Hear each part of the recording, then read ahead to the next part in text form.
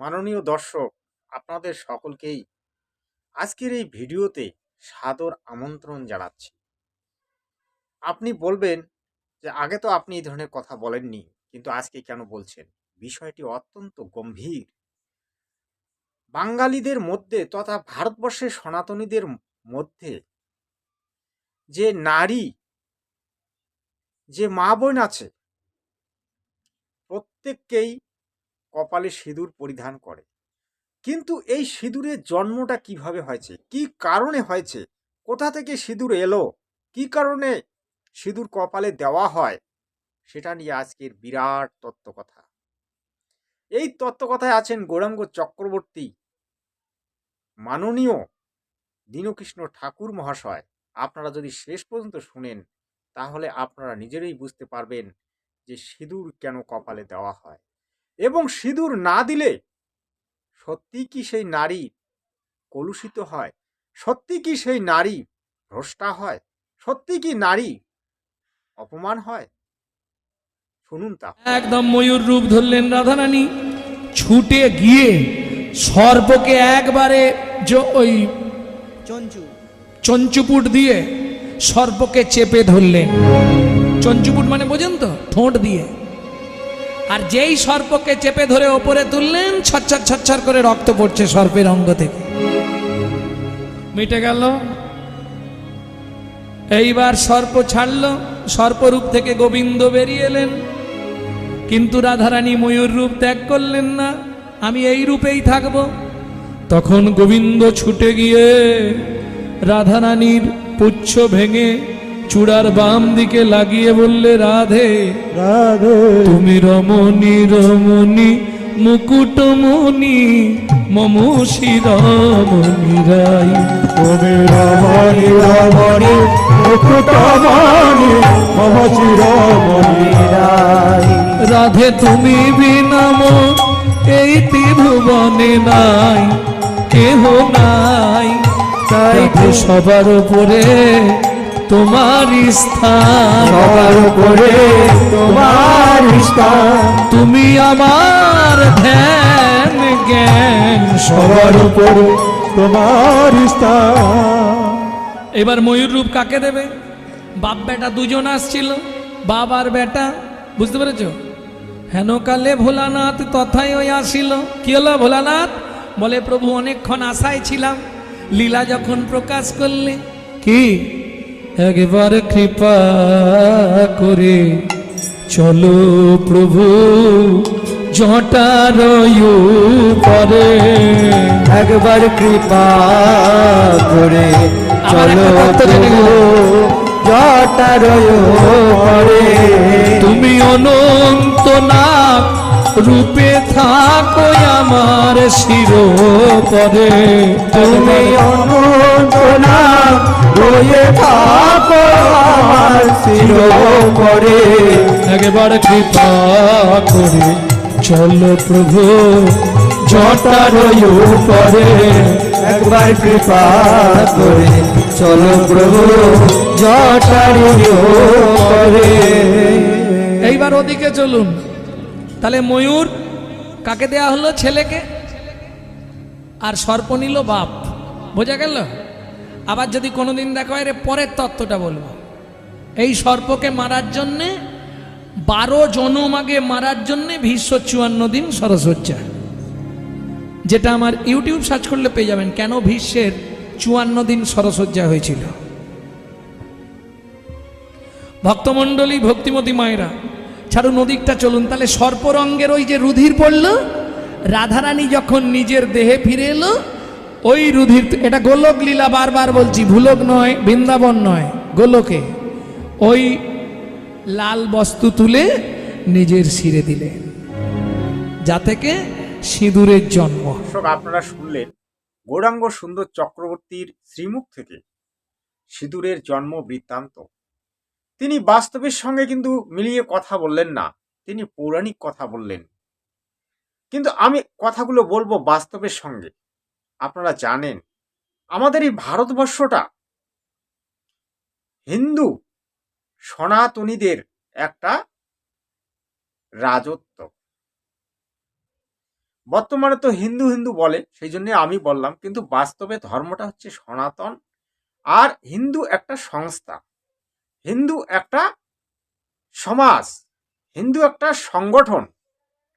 দেখুন দর্শক, এই যে সনাতনীদের মধ্যে লাখো করোড়ো রাজা ছিল, তখনকার দিনে একটা প্রথা ছিল, রাজারা যুদ্ধ করে অন্য দেশের রাজকন্যাকে হরণ করে নিয়ে আসত, বা যুদ্ধের মাধ্যমে তারা রাজকন্যাকে জিতত, স্বয়ম্বর সভা হতো।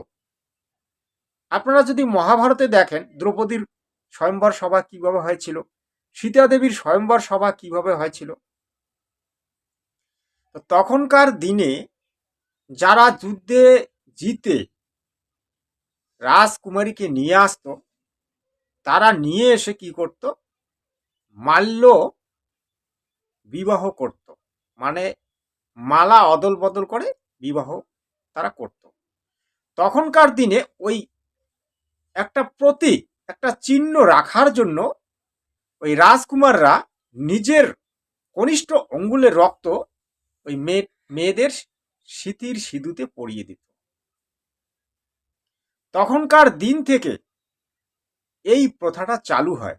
কিন্তু বর্তমান আধুনিক যুগ, এই আধুনিক যুগে রক্ত দেখে সবাই ভয় পায়, রক্তের প্রথা উঠে গেল, আবিষ্কার হলো কালার, রং। আজকে যে সিঁদুরটা তৈরি হয়, সেই সিঁদুরটা কি?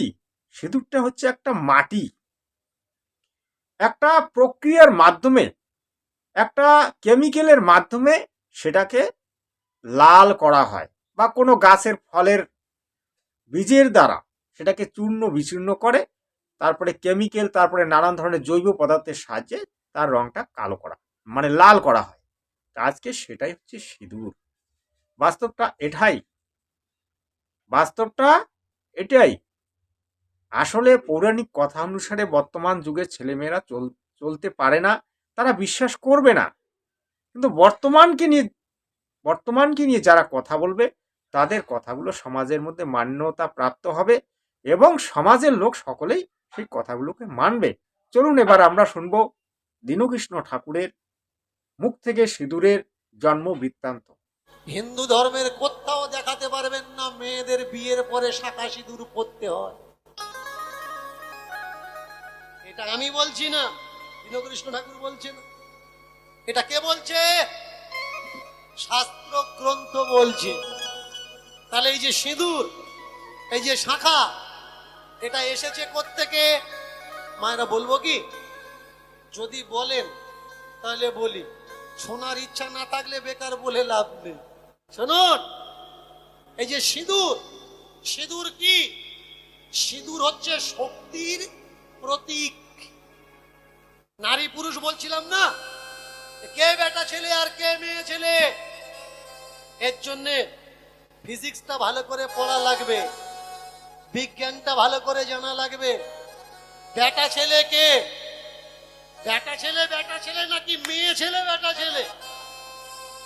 পুরুষের শরীরে দুটো chromosome, X chromosome, Y chromosome, আর নারীর শরীরে একটা ক্রোমোজোম। নারী একেশ্বর, এক শক্তি অদ্বিতীয়। নারীকে নারী শক্তি রূপা। আর পুরুষ কি? পুরুষ সেবা রূপ। শক্তি যে শেখে, যার কাছে শক্তি আছে সে পুরুষ, নারী। বিচার এবার আপনাদের ভালো করে মন দিয়ে শুনবেন। এই যে বর্তমানে কয়েকশো বছর আগের থেকে লেখা পুরোহিত দর্পণ, বেশি দিনের লেখা না। এই সব গ্রন্থ ছাড়া পুরাকালের পুরানো গ্রন্থ, 3rd সেঞ্চুরির পর থেকে কয়েকটা গ্রন্থের আমি নাম বলছি। গৃহ্য সূত্র ভালো করে পড়বেন। এই গৃহ্য সূত্র থেকে সিঁদুর আর কুমকুমের লক্ষ্য পাওয়া যায়, প্রমাণ পাওয়া যায়। বাকি অন্য কোন ধর্মগ্রন্থে আপনি দেখাতে পারবেন না। আপনি দেখাতে পারবেন মা সীতা শাঁখা সিঁদুর পরেছে, দেখাতে পারবেন না। আপনি দেখাতে পারবেন দ্রৌপদী শাঁখা সিঁদুর পরেছে? দেখাতে পারবেন? তাহলে শাঁখা সিঁদুর, এই শাঁখা সিঁদুর এসছে কৃচ্ছ সূত্র থেকে, আর এসছে কি আর একখানি গ্রন্থ। এই দুটো গ্রন্থ থেকে শাঁখা সিঁদুরের প্রমাণ পাওয়া যায়। তবে বিয়ের পরে যে পড়বে এমনটা নয়। অলংকার রূপ সিঁদুর আর কুমকুম শক্তির প্রতীক। কোন মেয়ে যখন বিবাহিতা হয়ে স্বামীর ঘরে চলে যাচ্ছে, স্বামীর সংসারকে তার বহন করা লাগবে, শক্তি সঞ্চয় করা লাগবে। তাই সেই শক্তি রূপিণীর শোভা বর্ধন করার জন্য কপালে সিন্দুর। সিন্দুর কাকে পরানো হয়? আপনি বলতে পারবেন না যে সিন্দুর বেটা ছেলেরা পরে। সিন্দুর কারা পরে? সিন্দুর মেয়ে ছেলেরা পরে। কখন পরে? বিয়ের পরে পরে, বিয়ের আগে কিন্তু পরে না। কেমন নিয়ম দেখেছেন? সিঁদুর শক্তির প্রতীক। এই সিঁদুর কাকে পরানো হয়? হনুমানকে। যদি কোথাও হনুমানের মূর্তি থাকে দেখবেন কুমকুম সিঁদুর আর তেল দিয়ে হনুমানকে স্নান করানো হয়। শুধু হনুমান নয়, দেবতাদের ভিতরে গণেশ দেবতাকে কুমকুম সিঁদুর দিয়ে তেল দিয়ে স্নান করানো হয়, শুধুমাত্র কপালে উজ্জ্বল শোভা বর্ধনের জন্য সিঁদুর এখানে ধারণ করা।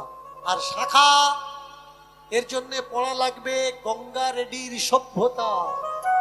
সামুদ্রিক নদীর অঞ্চলে যে সভ্যতা গড়ে উঠেছিল গঙ্গার তটভূমিতে, তাকে গঙ্গা রেডি সভ্যতা বলা হয়। আর এই গঙ্গা রেডি সভ্যতার মানুষগুলো শাঁখ থেকে কেটে পিস করে অলংকার রূপে এরা ব্যবহার করত। আপনি যদি বলেন হিন্দু ধর্মে বিয়ে হলে শাঁখার সিঁদুর পরতেই হবে, এই টোকা বাংলা ছাড়বেন, বিহারে ঢুকবেন, কপালে কুমকুম তো আছে, মেটে সিঁদুর আছে, কিন্তু হাতে তাদের শাঁখা নেই। বেরিয়ে চলে যাবেন পাঞ্জাব, পাঞ্জাবে গেলে না তো কপালে সিঁদুর পাবেন, না তো তাদের হাতে শাঁখা পাবেন। এটা শুধুমাত্র রূপ ও বর্ধনের জন্য পরিধান করা হয়। এটা আমার কথা না, এটা গৃহ্য সূত্র গ্রন্থের কথা, পড়ে নেবেন। এর জন্য আমি বারবার বলি, ভাই বইটা পড়ো। দর্শক, আপনারা শুনলেন দীনকৃষ্ণ ঠাকুরের শ্রীমুখ থেকে সিঁদুরের কথা। বাস্তবটা কি জানেন দর্শক? বাস্তবটা হচ্ছে বাঙালির 12 মাসে 13 পার্বণ। বাঙালি জাতির যতগুলি নিয়ম, এই নিয়মগুলি পালন করতে করতে বাঙালির পিঠের চামড়া, নাকের চামড়া, গলার চামড়া, কানের চামড়া, মুখের চামড়া সব মাটিতে মিশে যাচ্ছে। বাঙালি গরিব কেন? বাঙালির 12 মাসে 13 পার্বণ। বাঙালি দুর্গাপূজায় লাখো লাখো টাকা খরচা করে, চাहे বউ বেটির পরনে জামা কাপড় যাক আর না যাক, কিন্তু দুর্গাপুজোর চাঁদা 500 বা 1000 টাকা দিতে। প্রত্যেকটা পুজোর চাঁদা দিতে দিতে বাঙালির অস্তিত্ব শেষ। কপালে সিঁদুর দিতে দিতে, কেমিক্যাল দিতে দিতে মাথার মধ্যে রোগ ধরে গেছে। মাথা ঘোরা, সর্দি, কাশি, ক্যান্সারের মতো রোগ পর্যন্ত সিঁদুর দিতে দিতে ধরে যায় দর্শক। কিন্তু তবুও সিঁদুরটা কপালে দিতে হবে। তো এই কুপ্রথা, কুসংস্কার থেকে বেরিয়ে আসুন। আপনারা 21 শতাব্দীর লোক, আপনাদেরকে বোঝাতে হবে না, আপনারা নিজেরাই বুঝে যাবেন। এবং আপনাদের চোখ আছে, কান আছে, নাক আছে, সবকিছুই আছে। আপনারা গ্রন্থগুলি পড়ুন, সবকিছু বুঝতে পারবেন। আজকে এতটুকুই। যদি আপনাদেরকে এই ভিডিওটা ভালো লাগে অবশ্যই বিশেষ করে বন্ধু বান্ধবদের মধ্যে শেয়ার করবেন। আর মহিলাদের মধ্যে এই ভিডিওটাকে আপনারা বেশি করে শেয়ার করে দেবেন। আজ এতটুকুই। সর্বশেষে বলবো, শান্তিবার্তা চ্যানেল দেখবেন, সত্যটা জানতে পারবেন। জয় হিন্দ, বন্দে মাতরম।